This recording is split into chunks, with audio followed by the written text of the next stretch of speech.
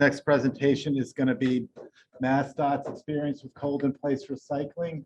And this is MassDOT's experience. And I'm going to introduce Dan Patenaude. Dan's with Indus, and he's going to handle the first part of the presentation. Cody Holemo is supposed to be presenting the second half. Unfortunately, Cody couldn't be here today, so I will be stepping in. Thanks, Dan. Thank you, Ed. Thank you, everybody, for being here to talk about pavement performance. Certainly an important issue in this country. We all know how poor our roads are, so we all need to focus on pavement performance. And when you look at the unprecedented investment we're getting ready to make as a country, certainly we want to make a proper investment and do a good job with our roads. So the treatment that we're going to talk about this afternoon in this next session is one that probably not many of you are familiar with. It's called cold-in-place recycling. And really what we want to do in the next 15, 20 minutes is just give you a basic understanding of what cold-in-place recycling is. And to do that, here's our agenda. I'm just going to start off by giving you the basic foundational type information of the process. Then next up, we're going to look at what kind of roads cold-in-place recycling lends itself to as a process. And then once we find a good candidate, we're going to talk briefly about the mix design process. Then in a kind of a rapid fire fashion, I'm going to take you step by step through the construction process so you get an idea of how we put these jobs together, how we build them. Then Ed's going to take over and he's going to give us an overview of the 3 MassDOT District 4 projects that were done. Starting in 2018 was the first one, and the next 2 were done in 2020. Then we're going to look at some cost comparison and greenhouse gas emission comparisons between the cold-in-place recycling that was done and a deeper mill and fill, which would have been the alternative had the cold-in-place not been performed. And then lastly, Ed will close by sharing from a road owner's perspective some of the benefits and challenges of utilizing the cold-in-place recycling process. And then we'll answer questions with the other presenters as well when we're all done, if you have any. So real quickly, this is the Federal Highway Administration definition of cold-in-place recycling.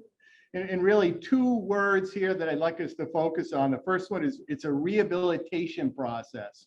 So it's for poorer roads on the bottom half of the asphalt deterioration curve. Preservation processes keep good roads in good condition. That's what we generally try to do to save money, but not every road's in good condition. So this is a process for poor roads. The other word that I'd like you to focus on is reusing materials. We're reusing existing materials, and by doing that, we save lots and lots of money. We reduce our environmental impact, and we reduce motorist delays by expediting construction.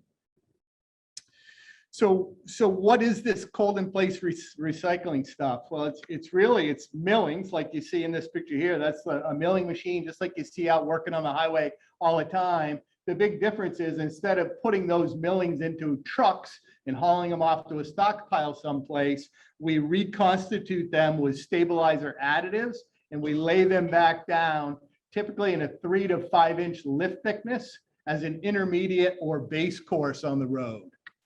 So millings plus stabilizers put right back down in one continuous operation, 3 to 5 inches deep. And the stabilizers that are utilized for most jobs are Portland cement, and it's typically dosed in at about 1% of the wrap by weight. And then we also use foamed asphalt, and we'll talk about that a little bit more in a bit. In some parts of the country, using emulsion in lieu of foamed asphalt is more prevalent. For us, we prefer the foamed asphalt because it cures quicker and can be returned to traffic quicker. So what kind of roads is cold-in-place recycling used on? As I mentioned earlier, it's a rehabilitation process. So we don't use it on the top half of the curve where we try to preserve, keep good pavements good. We use it down here in the bottom half of the curve. And I think it slots in pretty appropriately between the shallow mill and fill, the typical 1.5 to 2 inch mill and fill that you see all day, every day, probably one of the most prevalent treatments in our country, between that and full depth reclamation down near the bottom of the curve. So it's that gap of the curve there where a road's too far distressed for a shallow mill and fill to be appropriate, but it doesn't need base rehab. It's not so beat up that you need full depth reclamation. And here's some pictures of roads that would be typical CIR candidates. You can see generally pretty beat up, you know, PCI range typically of 30 to 50. Sometimes we'll do roads down in the 20s. Sometimes we'll do roads up in the 50s, but I would say the vast majority of the roads are in that 30 to 50 PCI range. Once we've identified candidates based on the distresses, the next part of the process for us is to go out and do a comprehensive coring analysis, the full length of the potential project candidate, middle of the road, outside edges of the roads, just to get a really firm understanding of how much pavement is on the road.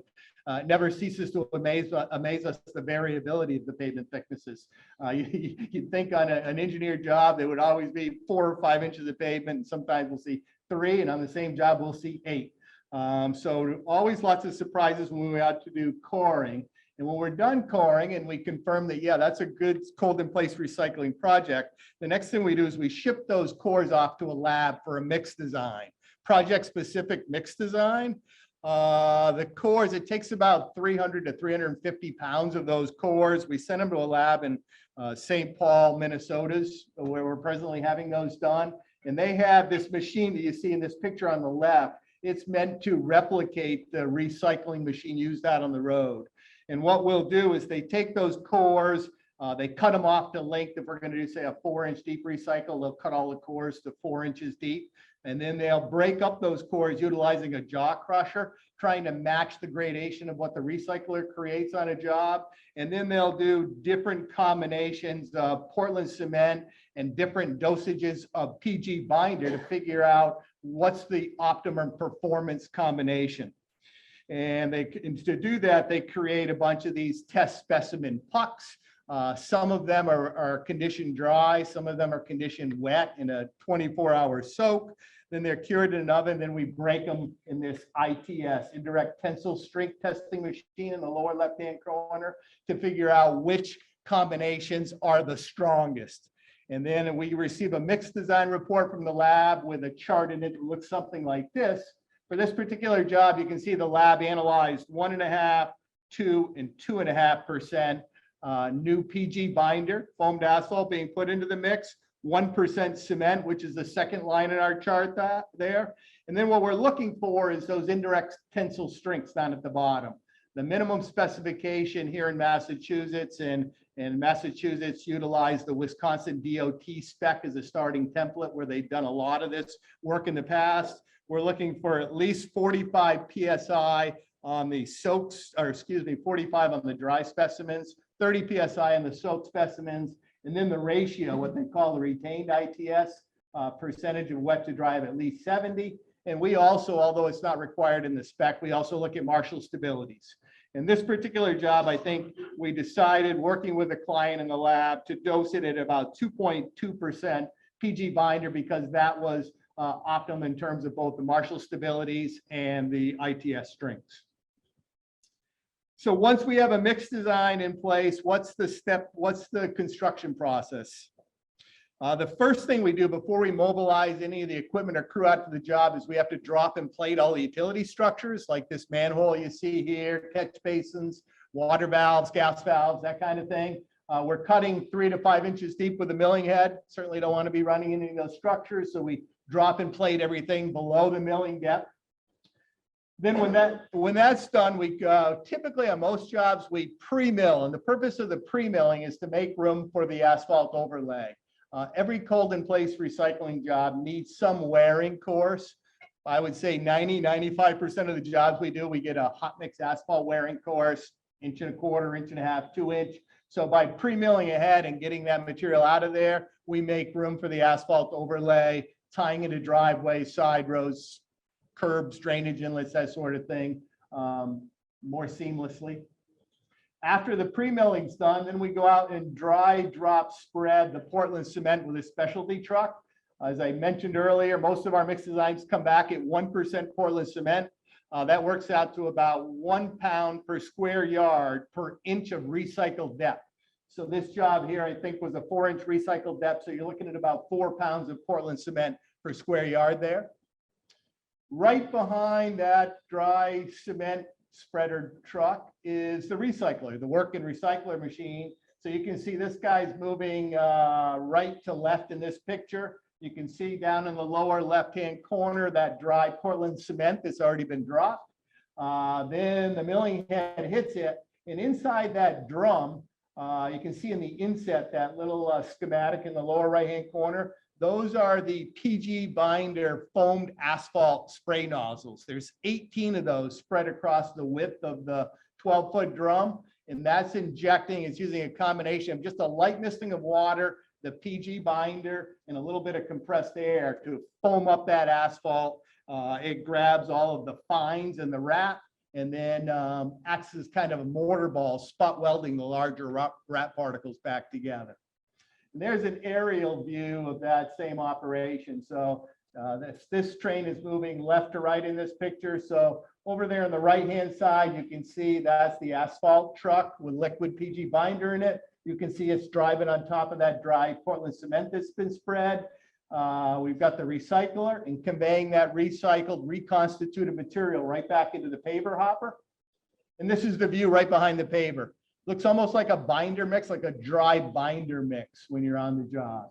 And that job there, this one was about 4 inches thick, I think, 4-inch thick layer. And with those deeper layer thicknesses, certainly compaction is an issue. So we're running on this job, I think we ran 2 rollers, a HAM 120, and then that pneumatic roller up in the upper right-hand corner. That's a 27-ton static equivalent when it's in vibratory mode. So that's what helps us get compaction on those deep lift thicknesses. Once we've got compaction, we want to fog seal the job before we open it to traffic. And the fog seal does 2 things. It keeps moisture intrusion out of the recycle layer, and it also keeps the fines from tracking out of the mat from traffic until we can get the wearing course applied. You know, pavers get busy this time of year, so it's often we'll go do a recycle and it might be a couple of weeks before the paver can get to it, sometimes even longer, unfortunately. So we want to make sure the recycle layer is well protected so it can hold up to weather and traffic. After that, of course, we got to bring all those structures that we dropped before we recycle back up to finished grade.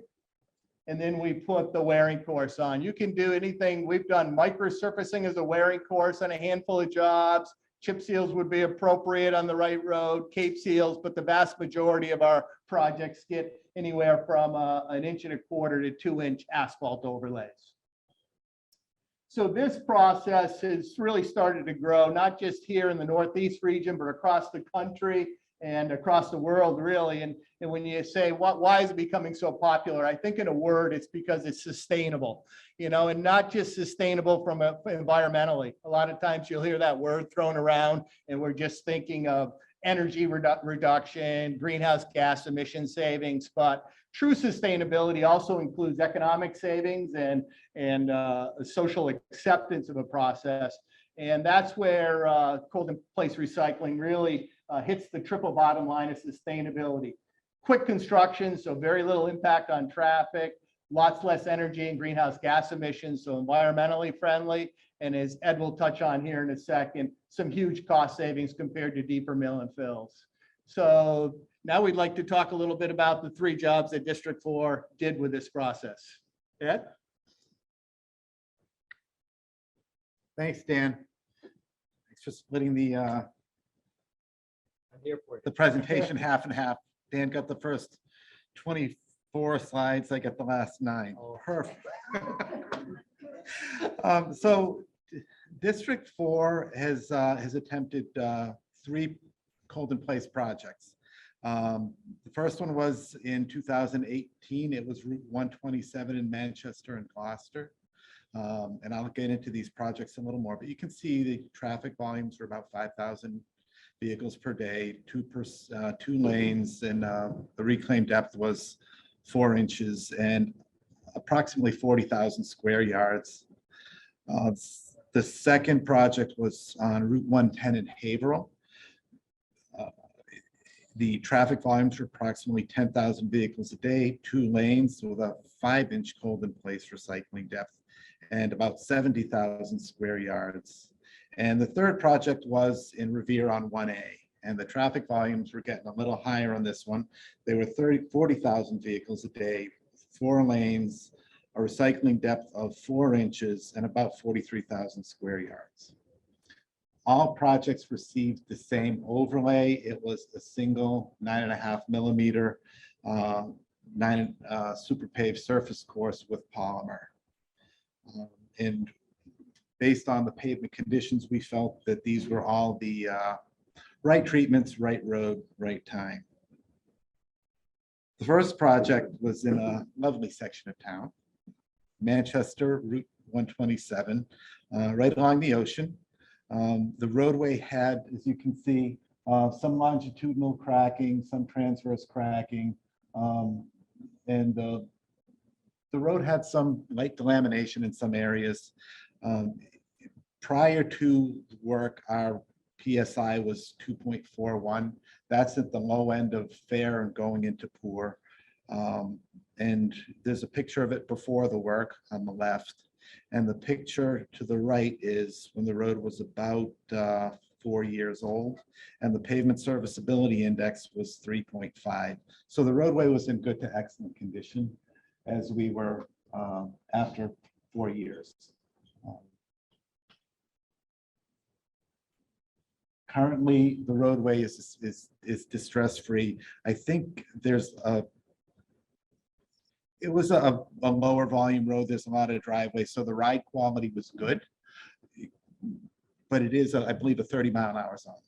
So that's the difference between, I believe the initial ride quality was more in the 3.9 to 4.0 range. The second project, this was my favorite of all of them. This was Haverhill Route 110. 10,000 vehicles a day, 2 lanes, breakdown lane, and the reclaimed recycle depth was 5 inches. This roadway was a composite pavement. It is a concrete pavement underneath. And as you can see, there's a longitudinal joint and there's some transverse cracks that are reflecting through from underneath. We've always thought the cold in place recycling process is an interesting approach to a composite pavement because of the properties of the cold in place mix. We feel it is less prone to a point type reflective crack, and we think that the cracks will dissipate a little bit because it's more of a point contact instead of a full coated aggregate. So we thought this would be a good place to demo the cold in place. And so far the road's still a distress-free pavement. It's holding up well, and we look forward to watching it in the future. I was on this job briefly, and it was a great project. We look forward to monitoring it for years to come. And the third project was REVERE Route 1A, and this is a pretty heavily traveled roadway. The photos are in approximately the same location, and you can see the initial pavement serviceability was about 2.56. There were some ride issues. There were some castings in the wheel paths, and the operation went well. Currently, it's still in excellent condition. There is no rutting. At first, we thought there may have been some rutting in it, but we realized there was about 1,000 feet of the roadway that was skipped because of a utility trench, and that was where there had been some rutting. But the roadway itself right now is rut-free and good shape, and it's only a year old, but we will keep watching it. It's 2 years old. I'm sorry. Time flies when you're having fun.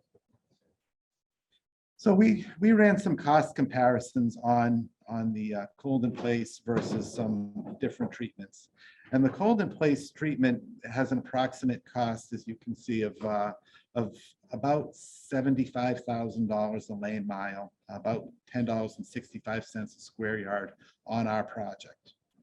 Now this is based on when asphalt, the good old days when asphalt was only $500 a ton versus $700 a ton now. That will impact everyone's prices. I just want to put that out there because if we could get some of these prices now, we'd be extremely happy. So the cost per square yard per inch for that 4-inch recycling was about $2.66. We estimate that it will give us approximately a 15-year life extension with an annual cost in the UAC of about 71 cents. And of course, when you're doing a cold in place recycling, you have to have an overlay. For us, that overlay will be hot mix asphalt, just because of our traffic volumes. And at the least, it'll be 1.25 inches of a 9.5 millimeter.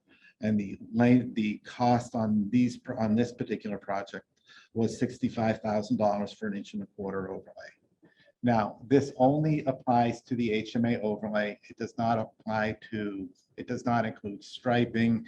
It doesn't apply to traffic control or anything else. This is just a purely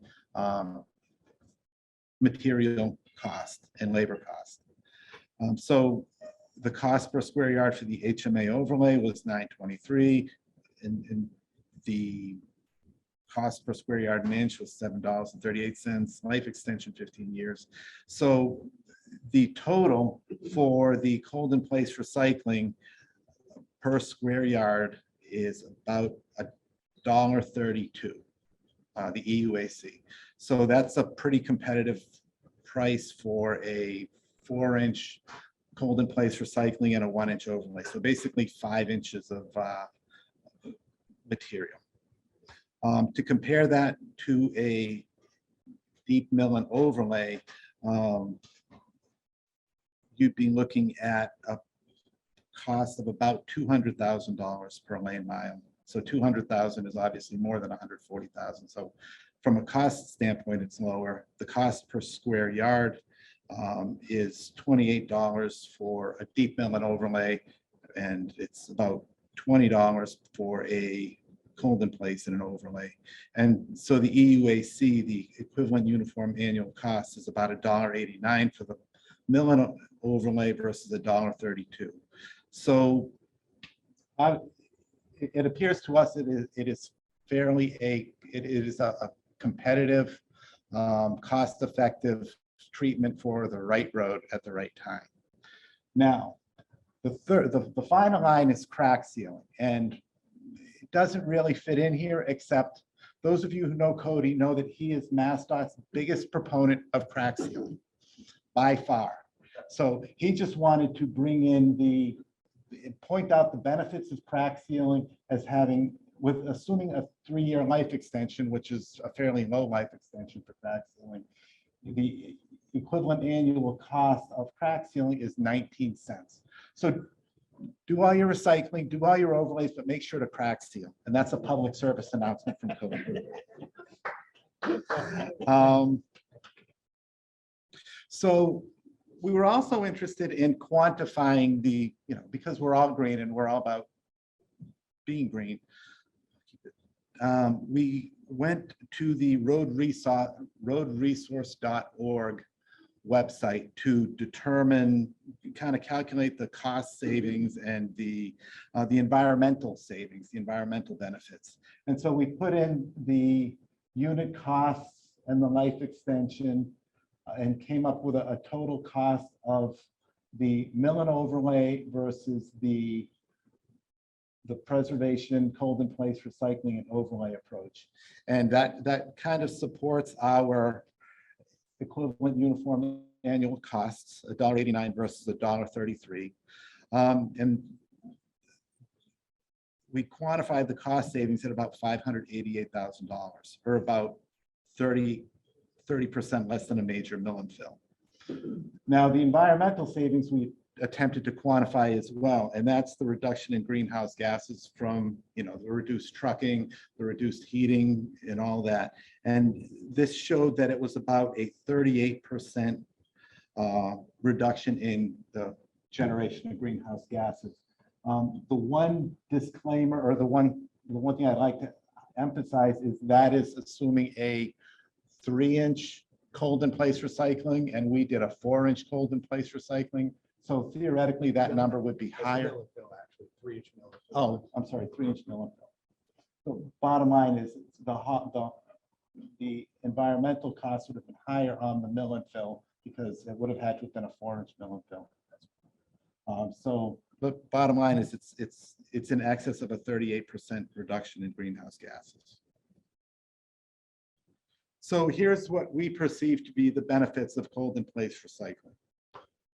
So there's a lower cost for the deeper rehabilitation.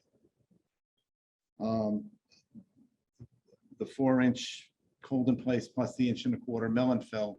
The 4-inch recycling plus the 1.25" overlay gives you a 5-inch versus a 4-inch for a deep mill and fill. And there is a similar structural coefficient. It's a little bit lower, but it's pretty comparable. We also believe that the less milling will result in a kind of a shorter construction disruption, because you're not milling 4 inches and then trying to put traffic over it. You're milling it in the same operation, so there's a much lower impact for utilities. We also like that the project and the treatment seems to be doing a good job in reducing reflective cracking. And there are challenges to cold in place. These are some of the ones that we noticed. And first of all, is you have to overlay. So it does require a follow-up treatment. Another observation, and something that would need to be addressed, is the lack of trained personnel. There's really not a whole lot of people that are trained how to do construction inspection on this. And there's not a whole lot of designers that are qualified to do mixed designs and know what they're doing. There's also some construction staging issues that do need to be considered, because cold in place recycling, it has a width that's somewhat limited by the width of the equipment, which is typically 11 to 12 feet. If you're going to go narrower or wider than that, then there are construction staging considerations that are probably beyond what we can consider here. If you have a 9-foot wide road, you're not getting there. Is that fair? Fair enough. Also, when you're doing cold in place recycling, you will have some swell factor. You need to consider that, so that when you do your final overlay, your elevations work out. Your densities will be a little lower on cold in place than on hot mix, so you're not going to get the same compaction from the rolling operation. That does have to be considered. And then there's the old resistance to change. We never did it that way. Why would we do it that way? We've been doing it the other way for 50 years. Not 50, 30, 40. I don't know, Greg, help me. Mill and fills, how long have we been doing them? Oh my God, years. See? So there's also the stigmas of prone to rutting, and you can't use it on high volume roadways. Depends on your definition of high volume roadways. I think we're seeing you can use it into the 30,000 range and 40,000 range anyway, because we're doing that already. And other states like Pennsylvania have been doing it, and I've seen this process done there too. We have other projects as well for cold in place recycling. Right now, we're recycling Great Barrington, Route 71. I'm saying right now, it was actually probably last Thursday and Friday it was done. So it was done before this presentation. But we did recycle Route 71 under the municipal paving program, which you've heard a lot about. And District 4 is currently gearing up to do a cold in place recycling on Rabbit Road this summer. We're also, and this is where it gets interesting, we're considering a specification alternative, which allows either a cold in place recycling, or if the hot mix industry is interested in getting into this, or anyone else, we're looking at a specification that would allow cold central plant recycling. And that would allow you to take the millings, recycle them at a central plant, and put them down as a cold mix, probably as a base course. And we are continuing field monitoring on this. And so here's my last slide. Thank you. And we will open up for questions on all three presentations.